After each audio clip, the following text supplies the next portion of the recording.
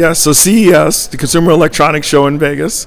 The overall organization is the Consumer Technology Association, which is a huge organization. The conference itself has somewhere over 150,000 people here, probably closer to 200,000. As an aside, I'm on the board of CTA. It's probably worth saying. And the reason I am is because Elise was the original many years ago plugged me into what then was Consumer Electronics Association, but now it's just broadly consumer. I would say almost every large company with any touch into consumer is here. Tons from Ohio, tons from specifically in Cincinnati. And what we do now is all around innovation. So I'm here ran a panel.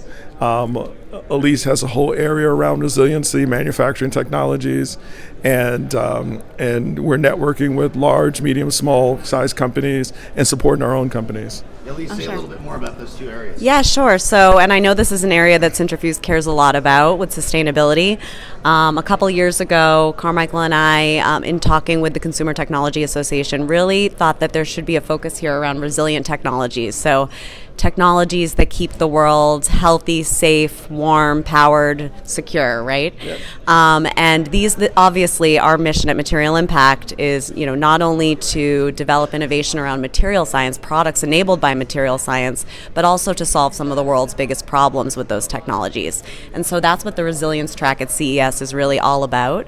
So we've brought together really our entrepreneurial community that we have within Material Impact to talk about what's most exciting in the resilient technology space. And so that's why we're here today. Carmichael actually just moderated a panel called Building Companies Out of Resilient Technologies, because often you hear about really exciting innovation coming out of academia in many cases, but how do you actually cross the chasm, right? Bridge the commercialization gap and get them into the world.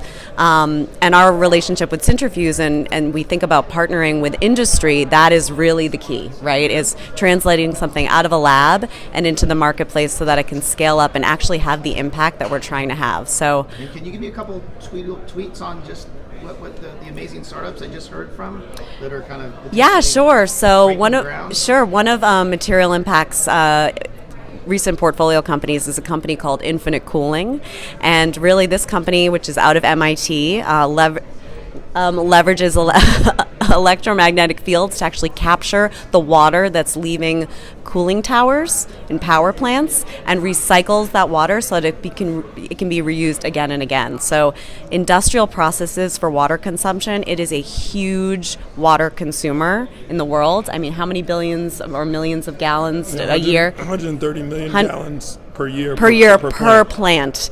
And so, and all that water really comes from municipal sources and is expensive. So not only are they doing something good for the world, but they're also saving industries millions of dollars a year.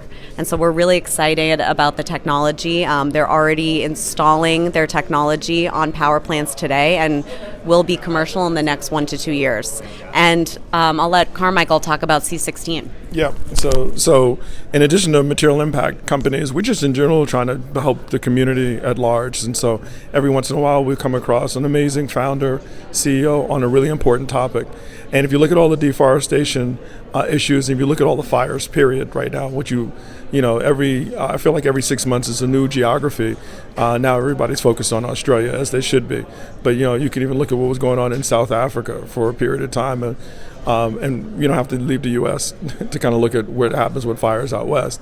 So this whole idea of how do you deal with deforestation, and you look at also another thing that's intersecting, which is palm oil, and something that's in a huge number of consumer products, whether it's edible consumer products or even in personal care, which is, I think, important in the Cincinnati region, of course. And this company, C16, and its entrepreneur and founder, Shara Tiku, who's the CEO, Elise, recruited them to also be on the panel to talk about the importance of what they're developing, which is a synthetic made manufactured replacement for palm oil, which then fundamentally changes what happens in deforestation around palm, which is a big deal. And we see, Impossible Foods really led the way, where people are starting to think about turning towards products that are developed in the lab as alternatives. And so we know that there's a consumer base that's really, looking at deforestation and wants to see a conflict-free alternative to palm. And we're really excited about this company's potential to disrupt this space. Now, if I share this video with my board and they